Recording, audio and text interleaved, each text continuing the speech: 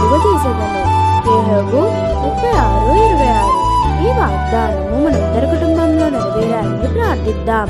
ప్రార్థన. దేవా, నీకు వందనములు. మమ్మును నూతన సంవత్సరంలోనికి తీసుకొచ్చిన దేవా, నీకు స్తోత్రములు. మా పనులా ఇందును రాకపోకల ఇందును మాకు తోడా ఇండుము. మీ బిడ్డలకి కలిగిన సమస్తమును దీవించండి. ఆయుష్ను ఆరోగ్యాన్ని దయచేయండి. మాకేది అవసరమో నేను ముందే ఎరిగిన వాడవు గనుక మా అవసరమును తీర్చండి.